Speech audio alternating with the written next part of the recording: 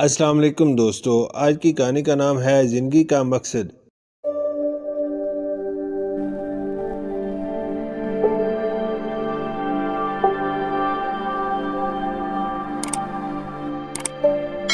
اسلم ایک غریب لیکن نہایت ہونہار طالب علم تھا۔ اس کے والد ایک معمولی سی دکان پر کام کرتے تھے، ان کی تنخواہ بھی کم تھی۔ اسکول میں اسلم کا ایک دوست جواد تھا جو امیر گھرانے سے تعلق رکھتا تھا۔ ایک روز اسلم کے والد سڑک کے حادثے میں زخمی ہو کر معذور ہو گئے۔ اگلے دن اسلم اسکول گیا تو کسی بھی کام میں اس کا دل نہیں لگ رہا تھا۔ وہ سارے دن پریشان بیٹھا رہا۔ اس کے دوست جواد نے جب اس کی یہ حالت دیکھی تو پوچھے بغیر نہ رہ سکا، اسلم کیا بات ہے، تم مجھے کچھ پریشان سے لگ رہے ہو؟ جواد نے پوچھا، کچھ نہیں، بس تھوڑا سر درد ہے۔ اسلم نے ٹالنا چاہا، اگر کوئی پریشانی ہے تو مجھے بتاؤ، میں تمہارا مخلص دوست ہوں، میں ضرور تمہاری مدد کروں گا۔ جواد سے اپنے دوست کی پریشانی دیکھی نہ گئی تو اس نے پھر پوچھا۔ اسلم نے سوچا کہ وہ اگر جواد کو اپنا سارا مسئلہ بتا دے تو شاید اس کے دل کا بوجھ کم ہو جائے۔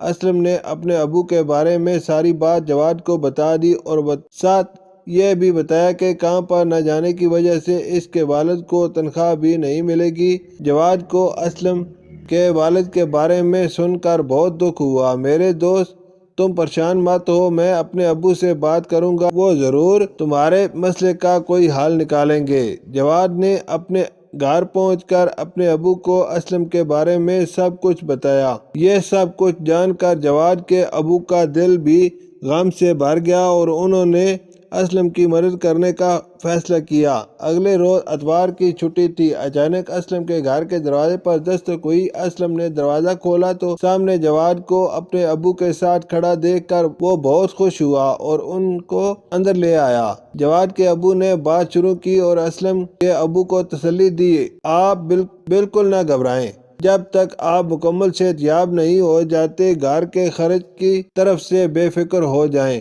دواؤں کا خرچ اور اسلم کی فیس کا بندوبست بھی ہو جائے گا۔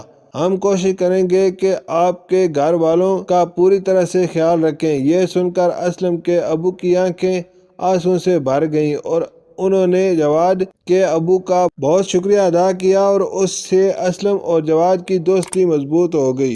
شکریہ۔